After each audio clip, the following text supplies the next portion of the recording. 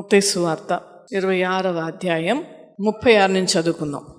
అంతటా యేసు వారితో కూడా గెత్సేమనే అనబడిన చోటికి వచ్చి, నేను అక్కడికి వెళ్ళి ప్రార్థన చేసి వచ్చే వరకు మీరిక్కడ కూర్చుండుడని శిష్యులతో చెప్పి, పేతురును జెబెదయి ఇద్దరి కుమారులను వెంటబెట్టుకొని పోయి దుఃఖపడుటకును చింతాక్రాంతుడగుటకును మొదలుపెట్టెను. అప్పుడు యేసు మరణమగునంతగా నా ప్రాణము బహు దుఃఖముతో మునిగియున్నది, మీరు ఇక్కడ నిలిచి నాతో కూడా మెలకువగా నుండుడని వారితో చెప్పి కొంత దూరమును వెళ్ళి సాగిలపడి, నా తండ్రి, సాధ్యమైతే ఈ గిన్నె నా యొద్ద నుండి తొలగిపోనిమ్ము, అయినను నా ఇష్ట ప్రకారము కాదు, నీ చిత్త ప్రకారమే కానిమ్మని ప్రార్థించెను. ఇక్కడ యేసు ప్రభులు వారు దేవాది దేవుని యొక్క ఏకైక కుమారుడు గెత్సెమనేటువంటి తోటలో ఆయన శరీరమును ఆ యొక్క కండరములను నరములను నలగొట్టించుకోవడానికి ఆ గెత్సెమనే తోటలోనికి ప్రార్థనకు వెళ్ళినట్లుగా మనం ఇక్కడ చూస్తూ ఉన్నాం. అయితే గెత్సెమనే తోటలోకి సిలువ శ్రమలు అనుభవించడానికి ముందు, లేదంటే అప్పగిప్పబడబోతున్నటువంటి ముందు, ఐ థింక్ ఆ ప్రార్థన అయిపోయిన తర్వాతే అక్కడికి ఆ తోటలోనికి వచ్చి మరి అనేక మంది రోమా సైనికులు ఆయనను అరెస్ట్ చేసినట్లుగా, దాదాపు చీకటి పడుతూ ఉండగా, లేదంటే 6 ఆ ప్రాంతంలో, అంటే చీకటి పగలు అట్లా వస్తుంటుంది కదా, ఆ టైంలో మరి యేసు ప్రభుల వారిని అరెస్ట్ చేసినట్లుగా, లేదంటే ఆయన బంధించినట్లుగా మనము గమనించవచ్చు. అయితే మీరు ఒకవేళ అనుకోవచ్చు, ఈ గెత్సెమనేటువంటి తోటలో ప్రార్థన అప్పుడు మాత్రమే చేశారా? ఆయన అలవాటుగా వాడుక చొప్పున ఆ యొక్క గెత్సెమనే తోటకు వెళ్ళి ప్రార్థన చేయటం మనం చూస్తూ ఉంటాం. ఈ యొక్క గెత్సెమనేటువంటి తోటలో ప్రార్థన 4 సువార్తల్లో కూడా వ్రాయబడింది. అంటే ఈ 4 శిష్యులు ప్రభులు వారు పడినటువంటి వేదన గురించి చక్కని వర్ణనతో రాయడం మనం గమనిస్తూ ఉంటాం. అయితే ఆ యొక్క గెత్సెమనే తోట, దీనికి అర్థం ఏంటంటే ఆయిల్ ప్రెస్ ఆయిల్ అని అమ్ముతున్నారు ఇప్పుడు కొంతమంది. గానుగలో నూర్చబడినటువంటి నూనె, రిఫైన్డ్ ఆయిల్స్ అన్నీ కూడా మిషన్లు చేస్తాయి. గానుగలో చేసేటువంటిది ఏంటంటే ఎద్దు తిరిగి గానుగను ఏ రీతిగా వేసి నూనె తీస్తామో అదే విధముగా దీనికి ఏమని పేరంటే, గెత్సెమనేటువంటి మాటకు ఆయిల్ ప్రెస్ అంటే అవి నలగగొట్టిన తర్వాత వచ్చినటువంటి ఆయిల్ని గురించి ఇక్కడ రాస్తూ ఆయిల్ ప్రెస్ అనేటువంటి మాట నుండి ఈ గెత్సెమనేటువంటి మాట రావడం మనం ఇక్కడ చూస్తూ ఉన్నాం. ఎందుకనగా మరి ఆయన ఏ విధముగా ఆ యొక్క మరలో వేయబడి, లేదంటే ఏ విధముగా ఆ రోటిలోని కానీ, లేదంటే ఆ యొక్క ఆయిల్ తీసేటువంటి మిషన్ ఏ రీతిగా గింజలను నలగొడుతుందో, ఏ రీతిగా గింజలను నలగొట్టి ఆయిల్ తీస్తుందో, అదే విధముగా ఆయన శరీరమును నలగొట్టుకొని ఆయన రక్తాన్ని కార్చారు. ప్రభునామమున మహిమ కలుగును గాక. హల్లెలూయా. అందుకనే ఆ పేరు వచ్చిందండి. నిజముగా బైబిల్ గ్రంథములు ధ్యానిస్తూ ఉంటుంటే ఎన్ని సంవత్సరాలైనా దానిలో ఉన్నటువంటి మాధుర్యం అలా వస్తూనే ఉంటుంది. ఎక్కువ సమయం ఎంతగా మనం ప్రార్థనలో ఉంటే అంతగా మన జీవితం కట్టబడుతుంది. హల్లెలూయా, హల్లెలూయా. అయితే చూడండి దేవుని బిడ్డలారా, అంతకు ముందు కూడా ఆయన ఆ గెత్సెమనే తోటలోనికి వెళ్ళి ప్రార్థన చేయటం ఆయనకు అలవాటు. అయితే ఈ యొక్క అంటే సిలువ యాగానికి, లేదంటే సిలువ త్యాగానికి, ఆయనంతటికి ఆయన అప్పగింపబడడానికి ఆయన ఎందుకు వెళ్ళారంటే ఆ యొక్క శక్తి ఆయనకు కావాలి. దేనికి కావాలి శక్తి? ఎందుకు వెళ్ళారంటే, ప్రభువా రేపు నేను సిలువను మోయడానికి సిద్ధపడుతున్నాను. ఎందుకంటే చూడండి, ఒక మాట ఆయన అంటారు, నీ చిత్తమైతే ఈ గిన్నెను నా యొద్ద నుండి తొలగించు. గిన్నె శ్రమలను, లేదంటే ఈ లోకములో ఉన్నటువంటి సమస్తమైనటువంటి పాపమును గిన్నెలో ఉన్నటువంటి ఒక పదార్థముగా ఎందుకు దేవుడు వర్ణించారు? ఎందుకు తాగుతాం? మజ్జిగ కానీ పాలు కానీ ఎందుకు తాగుతాం? బలం కోసం కదా. అయితే తీసుకునేటువంటి ఆహారం అది ద్రవ రూపం అవనివ్వండి, లేదంటే భోజనం రూపం అవని, ఏమవుతుంది? అది లోపలికి వెళ్ళి రక్తములో కలిసిపోతుంది. రక్తములో కలిసిపోయి మన శరీరమునకు కావలసిన బలమును, శక్తినిస్తుంది. అయితే ఇది కూడా ఏంటంటే ఆ యొక్క ద్రవాన్ని, లేదంటే ఈ లోకములో ఉన్నటువంటి సమస్తమైనటువంటి పాపమును ఆయన తాగుతూ ఉన్నారు. శిష్యులు అంటారు, ఇది నీ నుండి దూరం అవునుగాక, తెలియక అన్నారు, ఇది నీ నుండి దూరం అవునుగాక. అంటే ఆయన ఏమంటారంటే, ఈ గిన్నెలోనిది నేను తాగడానికి నేనే వచ్చాను అనేటువంటి ఉద్దేశంతో శిష్యులతో మాట్లాడినట్లుగా అక్కడ మనం సువార్తల్లో గమనిస్తాము. కానీ శిష్యులు అప్పుడు అర్థం చేసుకోవాలి. ఇప్పుడు ఈ గెత్సెమనే తోటలో ఆయన ఎంత బాధ అంటే చెమట రక్తము బిందువులుగా మారిందట. వేదన పడి వచ్చినటువంటి చెమట, ఆ చెమట ఎలా మార్చబడిందండి? రక్తముగా మార్చబడింది. ఇది సాధ్యమా? ఎందుకు అలా అవుతుంది అని అంటే, ఆ యొక్క బాధలో ఆయనకు బీపీ బాగా పెరిగిపోయి ఈ యొక్క శరీరములో రక్త ప్రసరణ జరుగుతూ ఉన్నప్పుడు ఏ యొక్క సిరల నుండి ఆ రక్తము ప్రవహించబడుతూ ఉన్నదో ఆ సిరలు పగిలి ఆయనకు రక్తం వచ్చిందట. అంటే చూడండి ఎంత వేదన. దేహమంతయు నలిగి శోకము చెందినవాడై దేవాది దేవుడు ఏకసుతుడు పడే వేదన నా కొరకే. దేవాది దేవుడు ఏకసుతుడు, ఏకైక కుమారుడు, జగదైక కుమారుడు, ఆయన ప్రియ కుమారుడైనటువంటి ఆయన మనందరి పాపములను భరిస్తూ, అంతేకాదు ఆయన అప్పగింపబడబోచున్నటువంటి ఆ యొక్క పరిస్థితులను ఆయన జ్ఞాపకం చేసుకుని ఆయన వేదన పడుతూ ఉన్నాడు. మనము చాలా వేదనలు పడుతూ ఉంటాం. బైబిల్ గ్రంథంలో కూడా చాలా చోట్ల వేదన పడినట్లుగా దావీదు భక్తుడు ప్రార్థన, నేను నా వేదన కనుగొనము, నా వేదన ఒక్కసారి మీరు చూడండి ప్రభు అని ప్రార్థన చేసి, అలా మనందరం కూడా చేస్తాం ప్రార్థన. ప్రభు నేను తట్టుకోలేకపోతున్నాను నాయన, ఈ బాధ నేను ఈ అవమానం నేను తట్టుకోలేకపోతున్నాను, ఈ యొక్క రోగమును గురించి నేను పడుచున్నటువంటి ఈ యొక్క కష్టం నేను తట్టుకోలేకపోతున్నాను ప్రభు అని మనం కూడా ప్రార్థన చేస్తాం. అందరి యొక్క వేదనను ఆయన భరించడానికి ఆయన సిద్ధపడ్డాడు. ఈ రోజున మనం అదే జ్ఞాపకం చేసుకుంటూ ఉన్నాం గెత్సెమనే తోటలో. అయితే ప్రార్థనలు ఎన్ని భంగిమలలో చేస్తుంటారు, ఎన్ని గంటలు చేస్తుంటారు ఈ ప్రార్థన? ఆయన ఈ గెత్సెమనే ప్రార్థన మోకరించి ప్రార్థన చేశారు, సాగిలపడి ప్రార్థన చేశారు, వెలుగెత్తి మొరపెడుతూ ప్రార్థన చేశారు. అంటే 3 భంగిమలలో ప్రభుల వారు తండ్రితో మాట్లాడుచున్నారు. నశించిన దానిని వెదకి రక్షించుటకు క్రీస్తు యేసు ఈ లోకమునకు వచ్చెను వాక్యం చెప్తూ ఉన్నది. ఎవరిని వెదకడానికి వచ్చారు? ఎవరు నశించారు? ఆయన దృష్టిలో మనమందరము కూడా పాపముతో నిండి ఉండి మాట ప్రకారం, జీవిత ప్రకారము, జీవిత విధానం ప్రకారము, మనం బ్రతుకుతున్నటువంటి జీవిత విధానమును బట్టి మనము నశించేటువంటి వారమే ఆయన దృష్టిలో. కనుకనే నశించి చల్లా చెదరైపోయినటువంటి మనందరినీ కూడా ఆయన వెదకి రక్షించుటకు ఆయన ఈ లోకమునకు వచ్చారు. లోకస్వార్తలో ఉంటుంది ఈ మాట.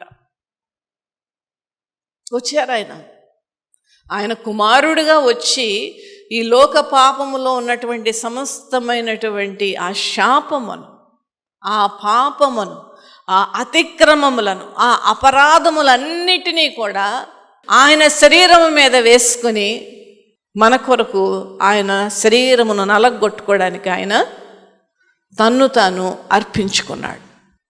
అయితే ఈ యొక్క గెత్సెమనే తోటలో అంటే పర్టిక్యులర్గా యేసు ప్రభుల వారు సిలువకు అప్పగింపబడక ముందు చేసినటువంటి ప్రార్థన యొక్క పర్పస్ ఏంటంటే, లోకములో ఉన్నటువంటి సమస్తమైన మానవాళి యొక్క పాపమును తన శరీరము మీద వేసుకోబోతూ ఉన్నారు.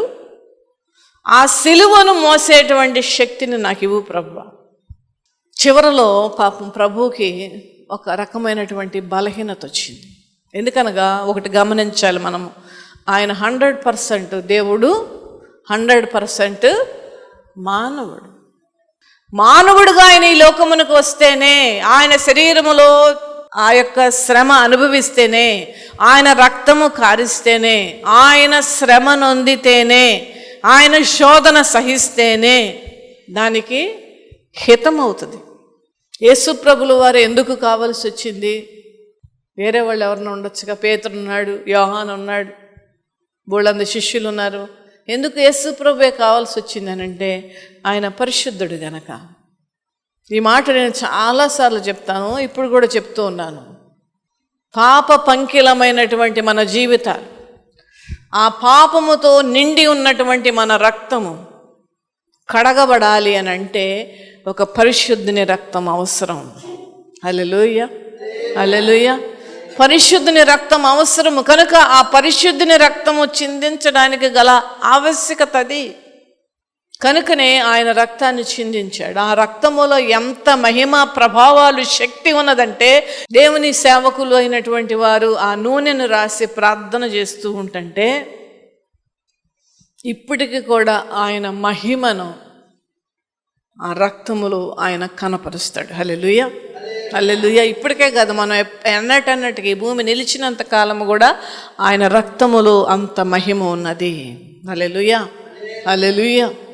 కనుకనే మనము ఆయన రక్తమును, ఆయన శరీరమును తీసుకుంటూ ఉంటాం. అది గొప్ప రక్షణగాను, గొప్ప స్వస్థతగాను, సాతాను శక్తులను ఎదుర్కొనేటువంటి మహిమ ప్రభావాలు మనం పొందుకోవడానికి అవకాశం ఉంటుంది. చాలామందికి ప్రభువు కావాలి, కానీ ఆయన శరీరములో, ఆయన రక్తములో పాలిభాగస్తులు అవడానికి ఇష్టం ఉండదు, రక్షణ తీసుకోవడానికి ఇష్టం ఉండదు. దేవుని బిడ్డలారా, ఎంతకాలముగా ప్రభు మన గురించి ఎదురు చూస్తున్నాడో అనేటువంటి విషయము మనము జ్ఞాపకం చేసుకోవాలి. అంతేకాదు అందరూ కూడా దేవుని నామములో ఉన్నటువంటి ఆ మహిమను తెలుసుకోవాలని మన తాపత్రయం. హల్లెలూయా. అయితే చూడండి దేవుని బిడ్డలారా, ఈ యొక్క వేదన ఎప్పుడు ప్రారంభమైందంటే ఆది కాండములో ఏదైనా తోటలో ఆది దంపతులైనటువంటి ఆదాము అవ్వలు చేసిన పాపము, ఆ తోటలో ప్రారంభమైనటువంటి ఆ పాపము ఈ తోటతో ముగించబడింది. హల్లెలూయా, హల్లెలూయా, హల్లెలూయా. అది తోట, ఇది తోట. కనుకనే దేవుడు ఒకవేళ తోటని ఎంచుకున్నారేమో, గెస్సెమనే తోట, ఆయిల్ ప్రెస్ అనేటువంటి మాట నుండి వచ్చినటువంటి తాత్పర్యం అది. చూడుము గెస్సెమనే తోటలో నా ప్రియుడు, పాపిన్ నాకై విజ్ఞాపన చేసేడి ధ్వని వినపడచ్చు. ఇది మొండి థర్స్డే రోజున ఒక్కరోజున మాత్రం జ్ఞాపకం చేసుకునే విషయం కాదు దేవుని బిడ్డలారా. ఆయన సాగిలపడి ప్రార్థన చేశారు, మోకరించి ప్రార్థన చేశారు, ఎలుగెత్తి ప్రార్థన చేశారు. బహుశా నేల మీద పడి ప్రార్థన చేసినట్లు వేరే సువార్తలో భక్తుడు చెప్తూ ఉంటాడు. బాధపడి పడి పడి పడి ఆయన వచ్చి శిష్యులతో ఏమంటారండి, అక్కడ 3 శిష్యులు ఉన్నారు కదా, చదువుదామండి ఒక్కసారి అదే అధ్యాయం అక్కడ చెప్పిందే 37వ వచనమా. పేతురు జెబెదయి 2 కుమారులను వెంట పెట్టుకుని పోయి దుఃఖపడుటకును చింతాక్రాంతుడొకటకును మొదలుపెట్టాను. పేతురు జెబెదయి కుమారులు అంటే ఎవరంటే వీళ్ళు జాకబ్ అండ్ జాన్, యోహాను మరియు యాకోబు. అయితే చూడండి, 3తో వచ్చి మాట్లాడారు. ప్రభు ఏమని మాట్లాడారు? దుఃఖపడుటకును చింతాక్రాంతుడొకటకును మొదలుపెట్టాను. అప్పుడు యేసు, మరణమగునంతగా నా ప్రాణము బహు దుఃఖములో మునిగి ఉన్నది. మీరు ఇక్కడ నిలిచి నాతో కూడా మెలకువగా ఉండుడని వారితో చెప్పి కొంత దూరము వెళ్ళి సాగిలపడి, నా తండ్రి సాధ్యమైతే ఈ గిన్నె నా యొద్ద నుండి తొలగిపోనిమ్ము. అంటే ఇక్కడ ప్రభుల వారు చాలా పీక్ స్థితిలోనికి వచ్చేసారు. అంటే విపరీతమైనటువంటి వేదన బాధతో ఆయన నలగొట్టబడుతూ ఇంకా భరించలేక, ఎందుకంటే అప్పటికే ఆయన రక్తము చాలా ఆయన శరీరము నుండి స్రవించింది. ప్రార్థన చేస్తూ ఉన్నారు. మెలకువగా ఉండి ప్రార్థన చేయండి అంటే ఏంటి అర్థము? రాత్రంతా చేశారు ఆయన ప్రార్థన, రాత్రంతా చేశారు. ఇటువంటి ప్రార్థన చేయడానికి సిద్ధపడుతున్నప్పుడు ఎవరికైనా భోజనం చేయాలనిపిస్తుందండి? ఆయన యేసు ప్రభుల వారు భోజనం కూడా చేసి ఉంటారు. మరియు రాత్రంతా ప్రార్థన, మామూలు ప్రార్థన కాదు, నలగొట్టుకుంటూ, వేదన పడుతూ, శోధన ఎదుర్కొని, కన్నీరును కారుస్తూ, ఆ చెమటను రక్తములోకి మార్చేటువంటి స్థితి ఆయన శరీరానికి వెళ్ళిపోయి, ఒక్క గడి అయినా మీరు చదవం. అప్పుడు యేసు మరణమగునంతగా నా ప్రాణము బహుదుఃఖములోనున్నది. అప్పుడు యేసు మరణమగునంతగా నా ప్రాణము దుఃఖములో మునిగి ఉన్నది, మునిగిపోయి ఉన్నదట. చాలామంది ఇక్కడ ఏదన్నా మనం బాధలు అనుభవిస్తున్నట్టు ఈ లోక సంబంధమైనవి నరకం చూసేస్తున్నామండి అంటారు.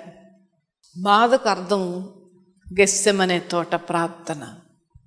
మనలను మనం నలగొట్టుకొని చూడండి. ఈ రోజుల్లో ఎట్లా అయిపోయిందంటే భక్తి కంఫర్ట్స్ ఎక్కువ కావాలి. కొద్దిగా కష్టపడం మందిరానికి వెళ్ళాలన్నా, ప్రార్థన చేయాలన్నా. ఎందుకో తెలుసా, సైకాలజీ ప్రకారం చెప్తున్నాను. ఎందుకో తెలుసా, మనము దాని మీద సరైనటువంటి ధ్యాస లేక, అప్పుడే ఎవరన్నా వచ్చి ఫోన్ వచ్చింది అనుకోండి, మందిరానికి నడువు నొప్పుకున్నమ్మ రాలేను అనుకుంటా ఇవాళ అని ఎక్కడ లేని లో గొంతులో చెప్పి, ఎవరో బంధువో తోబుట్టువో, అమ్మాయి పెళ్లి కుదిరిందే, అబ్బాయి వెళ్ళిపోవాలంట అమెరికా, వారం రోజుల్లో పెళ్లి పెట్టేసుకున్నాను, నువ్వు వెంటనే బట్టలు తట్టేసుకుని వచ్చేయి అనగానే అదిగో వచ్చేస్తాను, అదిగో మీ అన్నయ్యకి చెప్పేసి సాయంకాలం బస్సు ఎక్కేస్తానని వారం రోజులు నిద్ర లేకుండా ఆవిడ పని చేస్తాడు. చెయ్యొద్దని అంటలా.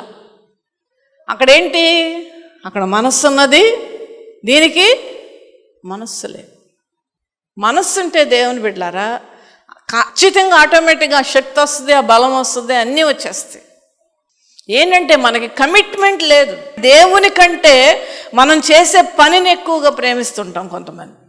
అసలు ముందుగా మనకే మనసు లేకపోతే దేవుడు ఎక్కడ సహాయం చేస్తాడండి? మీరు చెప్పండి మాట, ఎక్కడ ఉంది న్యాయం? అసలు దేవుడు కాకుండా ఏదన్నా మనం చేస్తున్నామంటే అది అవసరంలా. నేర్చుకోండి దేవుని బిడ్డలారా. ఆశీర్వాదాలు కావాలి, కమిట్మెంట్ లేదు, భక్తి లేదు, ప్రార్థన లేదు. ఇంతగా దేవుడు నలగొట్టుకొని మనందరి నిమిత్తము ఇచ్చినటువంటి ఆ రక్షణను అనుభవిస్తూ, ఆయన నామములో ఉన్న ఆశీర్వాదాలు అనుభవిస్తూ, ఆయన నామములో ఉన్నటువంటి ఆ కాపుదలను మనం అనుభవిస్తూ, మనం ఏం చేయకపోతే ఎక్కడుంది న్యాయం? మీరు చెప్పండి దేవుని బిడ్డలారా. గెస్సెమనే తోట ప్రార్థనలో పడిన వేదన నేను అనుకోవడం, దేవుడు ఇప్పుడు కూడా పడతా ఉండుంటాడు అక్కడ ప్రభు కుడిపర్సం మీద కూర్చొని. ఇలాంటి నెగ్లెక్ట్గా ఉన్నటువంటి వారి నిమిత్తం మార్చుకోండి మీ పద్ధతిని దేవుని బిడ్డలారా. దేవుణ్ణి ప్రేమించడం నేర్చుకోండి, దేవుణ్ణి గౌరవించడం నేర్చుకోండి. ఆయనకి ఇవ్వవలసిన సమయం ఆయనకి ఇవ్వండి. దాని గురించి దేవుడు మెచ్చుతాడు. నా బిడ్డ గురించి ఏం కష్టపడ్డాడు, అయినా పర్వాలా, నా గురించి ఆ బిడ్డ బతుకుతుంది, నా కొరకు ఆ బిడ్డ నిలవబడిందని దేవుడు సంతోషిస్తాడు. నలగొట్టుకున్నాడు ఆయన గెస్సెమనే తోటలో, వేదన చెందాడు. ఒంటరి పోరాటం. శిష్యులు కూడా నిద్రపోయారండి.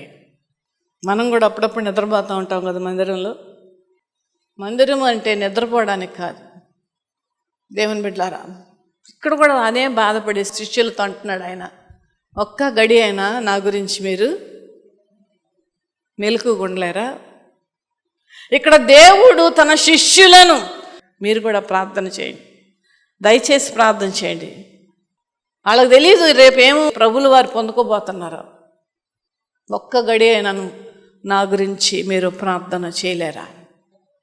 లోకము గురించి అనే తోటలో ఆయన శరీరమును అర్పించుకుని నలగొట్టుటకు ఆయనకి ఇష్టమాయనని యెషయా గ్రంథంలో ఉన్నటువంటి నలగొట్టుకోవడం అంటే ఏంటంటే, ఒక్క చిన్న గుండు సూది గుచ్చుకుంటే మనం భరించలేమే.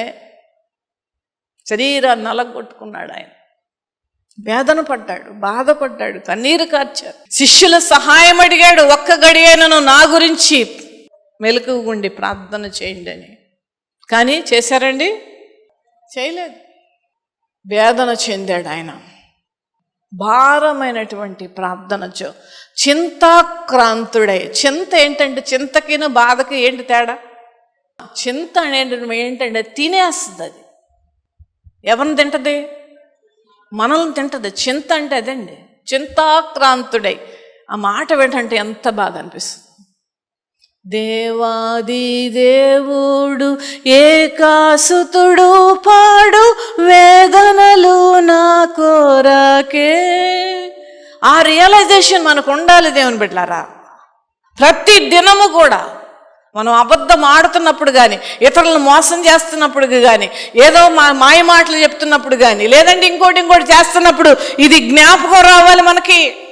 ఆల్రెడీ పడ్డాడు దేవుడు నా పాపం గురించి, ఆల్రెడీ పడ్డాడు నా అతిక్రమముల గురించి, ఆల్రెడీ పడ్డాడు ఆయన నా యొక్క పాప దోషమును బట్టి. ఇంకా నేను చేసి ఇంకా ఆయన గాయాలను నేను రేపుతానా?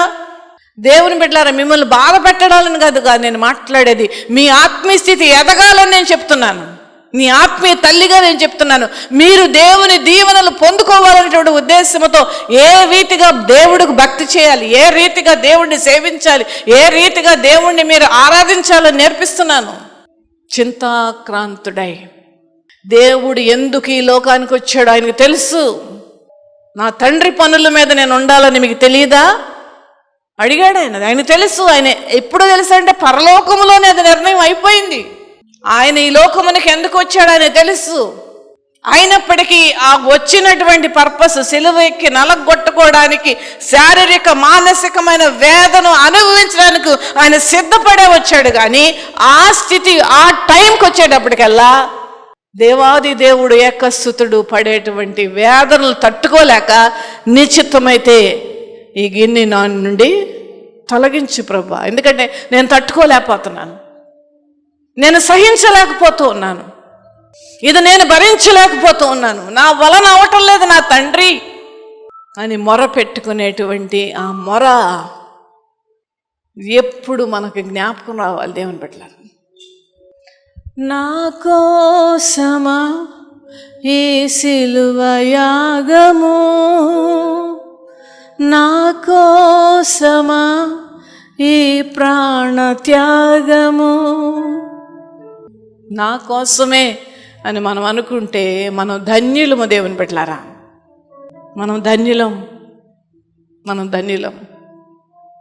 తన శిష్యులు, తన ప్రేమించిన శిష్యులు, సువార్తను నేర్పించిన శిష్యులు, ఆయన అడుగుజాడలో నడచడానికి ఆయనకు చెప్పినటువంటి మాటలు విన్నటువంటి శిష్యులు కూడా ఆయన ప్రార్థనలో సహకరించలేదు. అందుకనే ఒక్క గడి అయినను నాతో మెలకుగా ఉండి ప్రార్థన చేయలేరా? ఈ గెస్సెమనే ప్రార్థన మరలా చెప్తున్నాను, ఒక ప్రత్యేకం. అసలు ఈ ప్రార్థన ముఖ్యమైనటువంటి ఉద్దేశం ఏంటంటే, రేపు నేను సిలువ మోయబోతున్నాను. దాదాపు 150 కిలోల బరువు కలిగినటువంటి సిలువను ఎత్తుకొని ఆయన ఆ ఎండలో ఒక పక్కన కొరడా దెబ్బలు కొట్టించుకుంటూ ఆయన నడవాలి. ఒక పక్కన మాటలు. నేను అనుకోవడం, ప్రభు శారీరకమైనటువంటి బాధ కంటే ఆయన మానసికమైన బాధ ఎక్కువ ఉంటుందని నేను అనుకుంటాను. ఎందుకో తెలుసా? ఆయన మీద ఉమ్మి వేశారు. ఒకళ్ళిద్దరు కాదండి, దాదాపు 600 మంది ఆయన ముఖం మీద ఉమ్మేశారట. ఓ ముఖం మీద ఉమ్మేస్తే ఏం చేశారు? ఆయన గడ్డాన్ని పీకారంటండి. ఒక పక్కన రక్తము, అంతకుముందే చాలా రక్తం పోయి ఉంటుంది ఆ గెస్సెమనే తోటలోనే. తర్వాత ఆ సిలువను మోస్తూ ఆ రక్తం కారితే ఎంత బలహీనత ఉంటుందండి. 2-3 బ్లడ్ టెస్టులు చేస్తే ఆ రోజు ఎంతో నీరసంగా ఉంటుంది. మీ అందరికి కూడా తెలుసు ఆ విషయం. ఆ రోజు నీరసంగా ఉంటుంది. కొంచెం 4-5 బాటిల్స్, చిన్న బాటిల్స్ తీసుకుంటారు కొన్నిసార్లు. ఆ రోజున కొద్దిగా నీరసంగా ఉంటుంది. అలాంటిది శరీరములో దాదాపు ఆయన రక్తంపు బొట్లంతా కూడా కారుతూ ఉండగా ఆ 150 కిలోల బరువు కలిగిన సిలువను ఎత్తుకొని ఆ యెరూషలేము రోడ్ల మీద ఆయన నడుస్తూ ఉన్నప్పుడు ఎంత వేదన పడి ఉంటారు. ప్రభువా, నా యొక్క బలహీనత, నా శరీర బలహీనత నేను ఎదుర్కోవాలయ్యా, కనుక నాకు శక్తిని దయచి, నేను సిలువను మోయాలి. అందుకోసమే నేను ఈ లోకానికి వచ్చాను. ఈ ప్రపంచ మానవాళి నిమిత్తము ప్రతి ఒక్కరు, మనిషి ఉన్నటువంటి ప్రతి ఒక్కరి యొక్క పాపమును ఆయన మోస్తూ మనకిచ్చినటువంటి రక్షణను మనం జ్ఞాపకం తీసుకోవాలి. అందునిమిత్తమే ఆ ప్రార్థన, అందునిమిత్తమే ఆ బాధ, అందునిమిత్తమే ఆయన తండ్రికి చేసినటువంటి ప్రార్థన. తండ్రి, నీ చిత్తమైతే ఈ గున్నె నా నుండి తొలగించుమని. కేద్రోను అనేటువంటి వాగు అవతలకు వెళ్ళి అని ఇంకో వేరే సువార్తలో రాయబడుతుంది. ఈ కేద్రోను దగ్గర అంతకుముందు కూడా హిస్టరీ మనం చూస్తే సమూయేలు గ్రంథంలో రాయబడినటువంటిది. అయితే ఆ దావీదుతో ఉన్నటువంటి ఆ జనాంగము దాదాపు కొన్ని వేల మంది అక్కడ ఉన్నారు. అక్కడ ఆ వాగు దాటుతూ దావీదు పరిసర ప్రాంతంలో ఉన్నటువంటి ఆ దావీదుతో అనుసరిస్తున్నటువంటి వారందరూ కూడా ఆ ప్రదేశంలో ఏడుస్తూ వెళ్ళారంట. ఎందుకంటే తన కొడుకు అయినటువంటి అబ్షాలోము దావీదును చంపడానికి సన్నాహాలు చేస్తుంటే అది దావీదు చెవిన పడి అతను దూరముగా వెళ్ళిపోవడానికి, అంటే నా కొడుకు, నా సొంత కొడుకు నన్ను చంపడానికి సిద్ధపడుతున్నాడు అనేటువంటి బాధతో అక్కడ ఆ దావీదు వెనకాల వెళుతున్నటువంటి ఆ ప్రజలు ఏడుస్తూ వెళ్ళారట. ఆ ప్రదేశం అంతా అనేక మంది కన్నీళ్లతో నింపబడినది. అయితే ఇక్కడ దావీదు తన సొంత విషయాలకు ఏడ్చాడు, మన ప్రభులు వారు లోక రక్షణ గురించి ఏడ్చారు. హల్లెలూయా. కన్నీరు కార్చారు. ఆయన శరీరధారిగా ఉన్నప్పుడు రోదనతోనూ కన్నీళ్లతోనూ యాచనలతోనూ ఆయన రక్షింపబడినటువంటి దేవునికి మొరపెట్టాడు ఆయన. అయితే ఆ ప్రార్థనలు వేరు, ఈ గెస్సెమనే ప్రార్థన వేరు. ఏ రీతిగా ఆ గానుగలలో గింజలు నల్లగొట్టబడి పెండబడి ఏ రీతిగా నూనె వస్తుందో అదే విధముగా ఆయన శరీరములో నుంచి రక్తము కారేటువంటి రీతిలో ఆయన నలగొట్టబడ్డాడు, నీ గురించి, నా గురించి. గెస్సెమనే ప్రార్థన యొక్క గొప్పతనం అది, దేవుని బిడ్డలారా. కనుక నేను చెప్పొచ్చేది ఏంటంటే, మీకు దేవునిని మొట్టమొదటి స్థానం మనం దేవునికి ఇద్దాం. నేను ఎప్పుడు చెప్తాను ఈ మాట, మరలా చెప్తున్నాను. ముందు దేవుని, తర్వాత ఏదైనా. నేర్చుకోండి, దేవుణ్ణి ప్రేమించడం నేర్చుకోండి, దేవుణ్ణి ఆరాధించడం నేర్చుకోండి. దేవుని ఎంత కష్టపడి నాకు రక్షణనిచ్చాడు దేవుడు అనేటువంటి విషయము ఎప్పుడు కూడా మర్చిపోవద్దు. Those things should not dominate. కొన్ని నష్టాలు పడవచ్చు, కొన్ని ఇబ్బందులు పడవచ్చు. ఇంకొక మాట ఎప్పుడు కూడా జ్ఞాపకం చేసుకోండి, ప్రభు కొరకు మీరు గడిపిన సమయము కానీ, ప్రభు కొరకు మీరు వెచ్చించినటువంటి ప్రతి దాని గురించి కూడా 100% ఫలితం దేవుడు ఇస్తాడు మీకు. హల్లెలూయా, హల్లెలూయా, హల్లెలూయా. మర్చిపోవద్దు ఆ విషయం.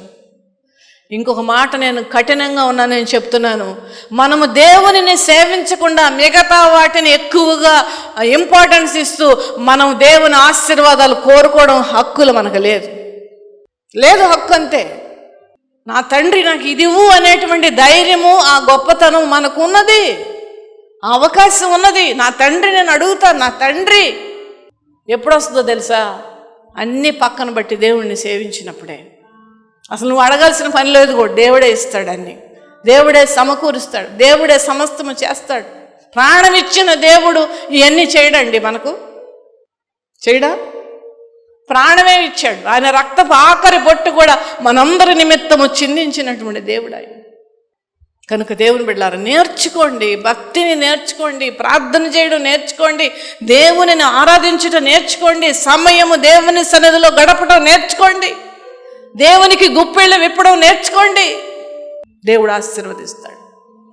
లేదంటే ఏళ్ళ గురించా నేను పడిన వేదన అనుకునేటువంటి పరిస్థితి దేవునికి రానివ్వద్దు. కనుక గెస్సెమనే తోటలో ఉన్నటువంటి ప్రార్థన మనందరి మోక్షానికి కారకుణమైంది.